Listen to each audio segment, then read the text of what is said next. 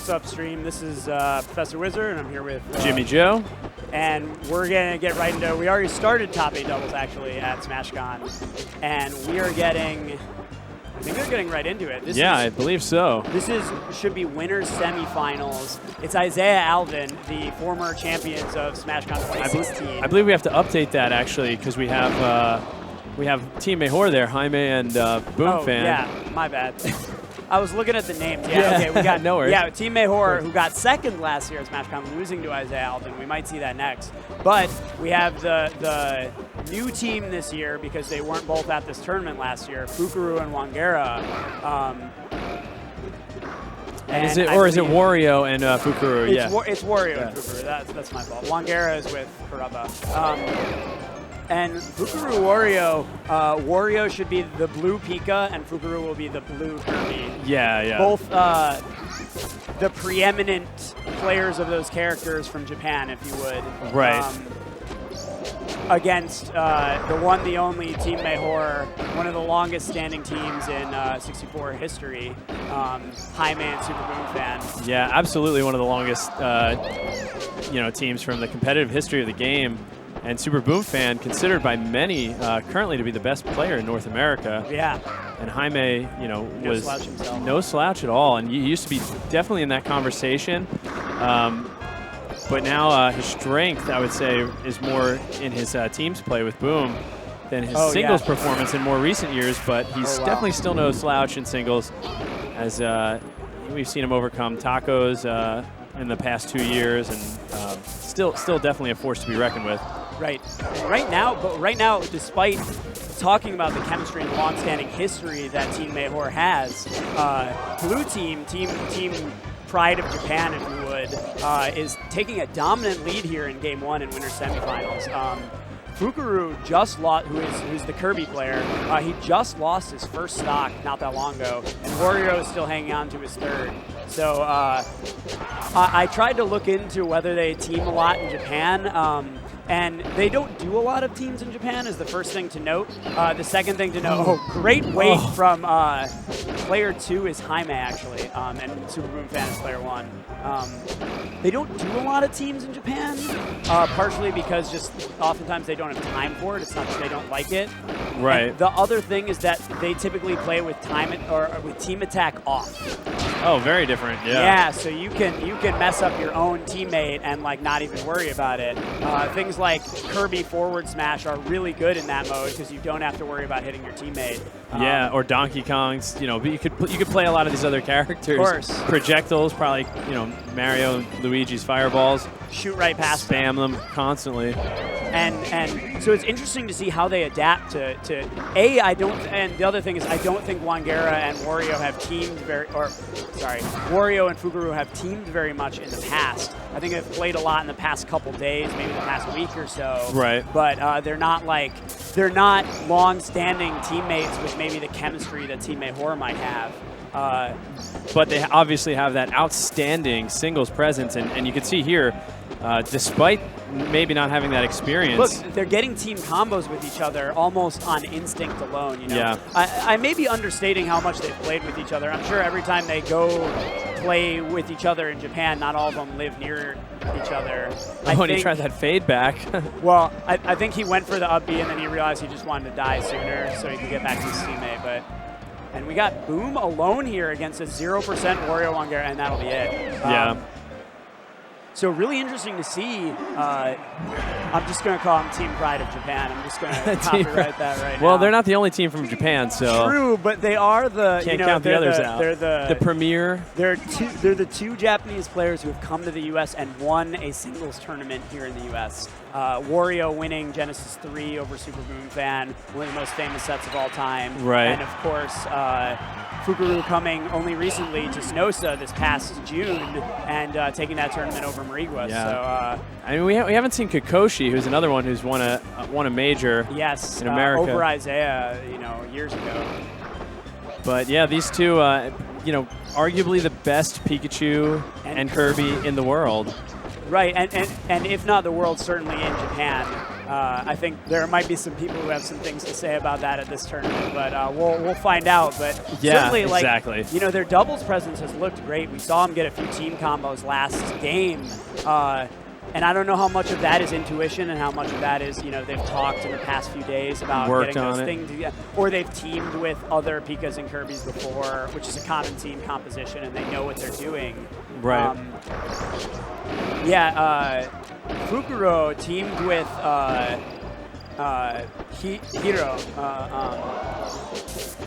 Hio. Who's that? Let's Go? Snosa. Snosa, That's yes. right, yeah, okay. Hio went Pika. Okay. He didn't go Yoshi. So Team Mayhor, though, you know, they typically weren't always Pika Dittos. Or I'm sorry, not Pika Dittos, rather Team, you know, double Pika. Previously, they played, you know, Mario and Pikachu. Their old team composition for a long time was either Pika, Mario, or occasionally even Jaime would play a lot of Kirby too. Yeah. And that's a really standard, so you're going to probably be seeing a lot of that in this top 8, so we can probably mention it now, is that double Pika and Pika Kirby is not double Kirby so much, are by far the preeminent team compositions that you'll see in doubles at a top level. You'll see them much more than anybody else. Occasionally, you know, at least one or the other, usually a Pikachu mixed in with somebody else if it's not Kirby. Yeah, and this is really a lot closer than the last match here. And actually, Team Mayhor with the lead. Very slight, yeah, it's a slight lead. It depends how quickly they can take the stock from Jaime, who is now off stage. Oh, beautiful down air. And this could be a difference. Oh, I thought maybe Jaime was going to try to take advantage of having Fukurou off the stage there. But his concern was getting back. Wario able to get back as well, yeah. Yeah. But Fukurou in trouble here. He just lost the stock, finds himself off stage. He is able to grab the ledge, and that's huge for him, honestly. Got a little bit of 1v1 action here. Yeah. Oh, but a great target switch there from Fukurou to try and get the kill off of, dang it, who's the light Which one? Jaime, I believe, is the yeah, Jaime is the light Pika, correct. On a nice that up air escape out of pressure when they're behind Pikachu is so useful. Right. And in teams, you really need to figure out moves that you can poke and get away instead of trying to follow up with these big hits. You need to use things that are safe so that you're not going to be vulnerable from your opponent's teammate coming in and taking advantage of you while you're trying to, you know, make the most out of your offense. And I was talking to someone recently. Oftentimes that means using moves that don't take as long. So using an SD from Wario and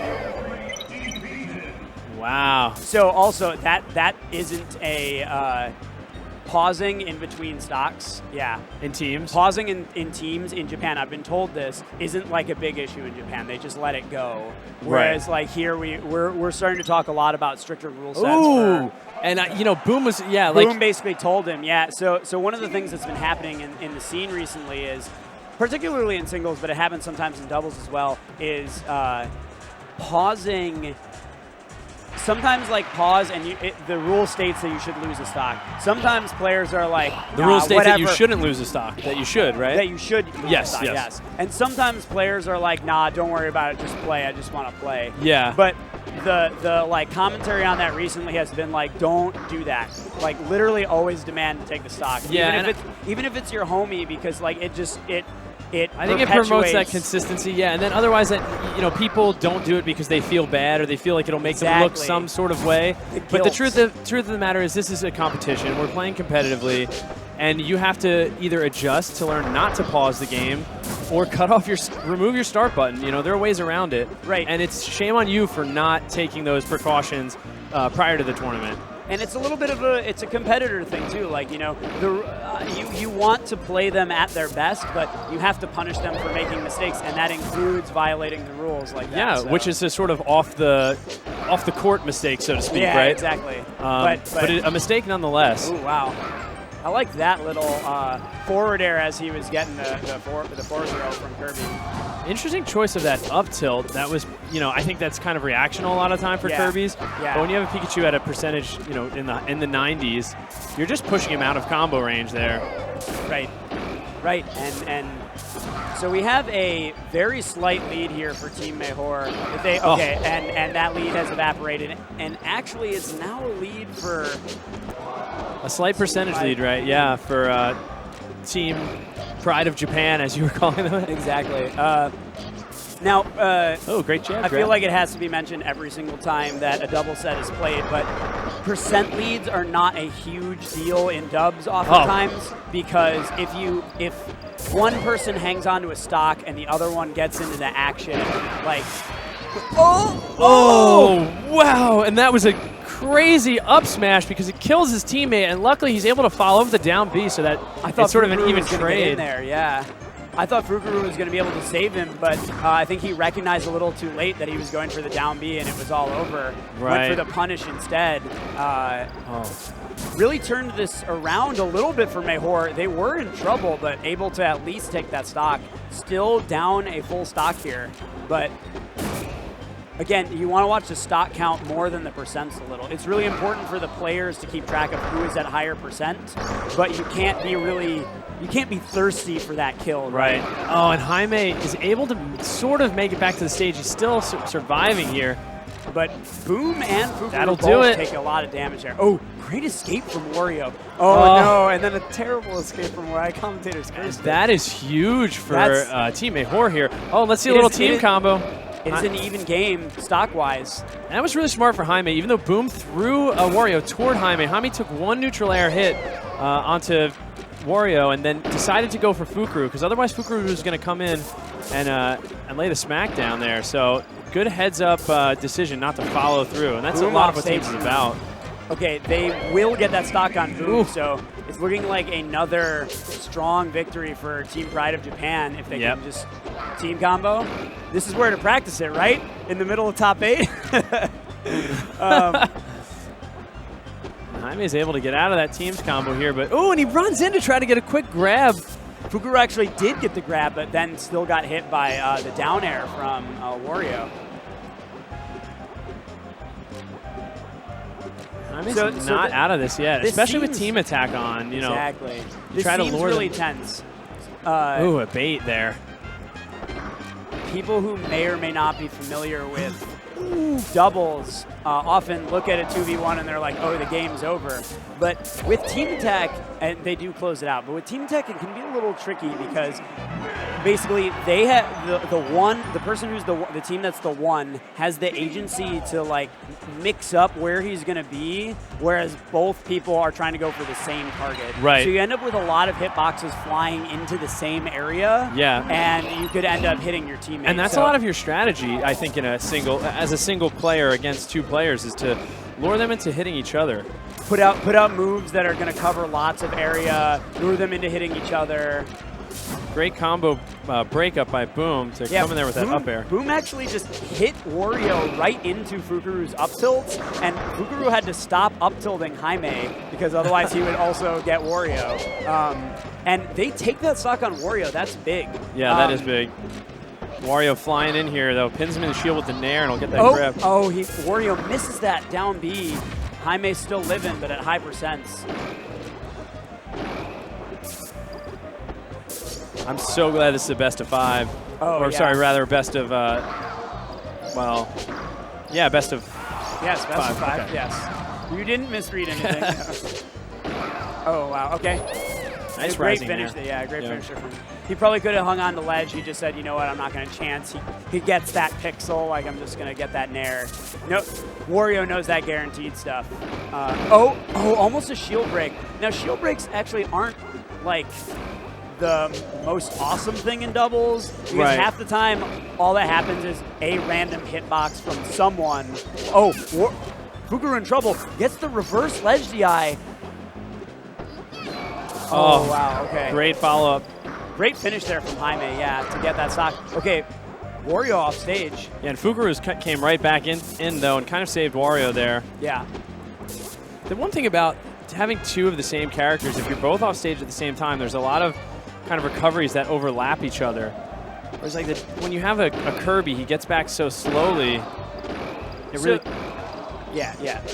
totally agree. One of the like things about double Pika versus double Kirby is that double Kirby or double Pika doesn't exactly like. Pika isn't as good of a support character as Kirby is. He's not as good at occupying the other player in long combos and hanging on and putting hitboxes out on the edge of space. Right, he doesn't have any spikes to right. Those sort of just like opportunistic moments where you kind of down air with Kirby on your way back to the stage. And the reverse of that is that if you're Kirby Pika, you don't have the luxury of both of you being able to be the aggressive character. If Kirby is up there in the way, it's not nearly as good of a scenario as if Pika is the one who's being the aggressive attacking player. Yeah, I agree. You have to work on your spacing chemistry a little more, I guess, like your team spacing, like where you are in relation to each other. Whereas Pika, you could fly to all corners of the wind and still be like, okay, we're double Pika, just do the Pika things. Oh, that's a great run-off Nair follow-up. From Boom, yeah. He recovered and immediately saw that opportunity. And they brought this game back, and we're looking at a potential Game 5 if Team Mayhor is able to close out these last 2 stocks. Yeah, Boom, the lone player with 2 stocks here. Great jab grab. Boom has been playing amazing this game. Oh, wow. The double up smash to cover 2 options. Oh, this is looking not good for Wario. And Boom was really tricky on the ledge, too, to be able to grab Fukurou. And he and that was so smart. Jaime just stayed in shield, and Boom said, I don't care that Jaime's there. He's going to shield this, and I'm going to get this hit. Confirm that it. hitbox, yeah. Yeah, so that's a really rough scenario when it's a 2v1 edge guard. One person just grabs ledge. That very valuable option on a recovery is now gone from you. Especially if Pikachu. And especially if you're Kirby recovering. You now have to land on stage, and Pika just has so many options to be able to take care of that. So a very convincing, I wouldn't call it a comeback because don't call it a comeback. Team Pride of Japan never really had a convincing lead that last game, but Team Mayhor was able to really get the lead towards the end of that game and close it out. So I honestly don't know who is favored. Yeah, in Game 5 here. It's been going back and forth, and the Japanese team has always kind of had this one step ahead. I would say they're probably the favorite here. Oh, but this is an early lead. I totally agree with you. I realize I asked a question and then things happened. No, dude, but you're right. The red team hasn't been touched yet, basically. A single touch on Jaime, so. And no touches on Boom, 1 hit on Jaime. They take 2 full stocks, 1 from each player. This is going to be quite a comeback. Wario makes a tech error off stage. Oh, Jaime, great nair there. I think both Jaime and Boom have really stepped up their game towards the end of this set. Whereas I would have totally agreed with you. I think that Wario and Boom, or Wario and Fukurou are maybe the favorites, right? Yeah, they especially after Game 1, they look at, and that's a stock on Fukurou. And Wario's not even able to get in there and get a hit on Boom during that down B. Jaime manages to keep him at bay, right? I think we're seeing a lot more of vintage Team Mayhor Jaime, in my opinion. So we're used to, as we talked about, him playing the more support character like Mario or Kirby. But I think he's really I've noticed he's found his role, as you said. Boom sort of was taking care of business there. Yeah, and Jaime's playing a support Pikachu. Right, which is and the way to play support in all Smash games, and 64 is no exception, is you stay on the edge of the action and you throw out the hitbox that's most inconvenient for your opponents. Right. So he was just hanging out there. Oh wow, there goes the stock for Wario again. Yeah, we're gonna have to see a huge comeback here. Team Mayhor with a 2-stock lead. That's great. That's Jaime supporting again. Jaime coming in right in between the up tilts, gets a down air to interrupt that combo. Oh, and Fukurou does a nice job of getting back. Jaime was making it very difficult. Threw out a forward smash and then a down tilt. Yeah, I wouldn't even say that. It's not like we've seen Fukurou and Wario make a lot more mistakes towards the end of these games in this set. It's more just Boom has been playing exceptional, and as I said, I think Jaime has just kicked in that little support role that's working out great for them. Yeah, and enough this can't be a quick kill. And it is. They are able to get that. If they can get this kill on, okay, a little bit of miscommunication, but they are able to get that kill. And enough can't be said, though, about a support role. And, if Jaime isn't playing support well, if he's accidentally bumping into Boom, right. or they're bumping into each other, then Boom can't do what he's doing. So, and if you do play good support, like who better to play support on than with Boom? Like Boom he's the man, right? The man, myth, the legend. This is a little bit dire straits for Team Japan. They could find themselves in losers here. No jumps for Fukurou. Okay, able to get back. Jaime just gets up and back throws Wario, and this is looking like Team Mayhor is going to take it. Oh, with a team combo to end it. Beautiful. Yeah, and that's going to be Team Mayhor. Wow, and that I think that is a bit of a comeback. You know, even though I said don't call it a comeback, I think it is, especially considering that they were down 2-1. It was a set comeback for sure. Yeah. I don't think either of any of the games really were comeback-ish, but the set, certainly the way it felt, the way I asked you just before Game 5, like who do you think this game favors, and you were starting before things happened pretty quickly in that last game. You were about to say, I think, it's Wario and Fukurou. And then, as we saw, just Jaime and Boom just, took the first stock from each of those players. And really a turnaround of Team Mayhor's synergy and, roles. I think you're absolutely right. And I think that was the difference. I think once they sort of found that chemistry, and Jaime really found his role in support there. And I think it goes back to that moment where Boom just down-aired the opponent. And Jaime knew that, Jaime could have maybe turned around and grabbed, but if he tries to do that and Boom down-airs, Boom's gonna break up the grab. It's gonna be a situation where they hit each other. So Jaime knew that Boom had the hit. He shields. And then, just waited. Wario's hit with a down air. And it's just finding that synergy, I think in a moment like that is kind of what catapulted them to a decisive victory in that last game. We were able to see another example. We were able to see Boom got an up smash, and he needed the time to get the down B, and he ended up killing Fukurou off that. But Wario was coming back, and Jaime just sat underneath on the platform, and as soon as the down B started, he just jumped and up aired, and he didn't hit Wario, but Wario had to Wario had to maneuver bit. around it. Yeah, and he was he put up his he pulled out his fangs. His hair. Yeah, it was amazing. He occupied that edge of space is really edge of the action is the support role's job, and Jaime has been doing that with Boom for years, and they really came into their team synergy there towards the end. So. I don't know. We'll cool to watch. We get to see a run back of winners finals and grand finals from last year, Super Smash Con 26.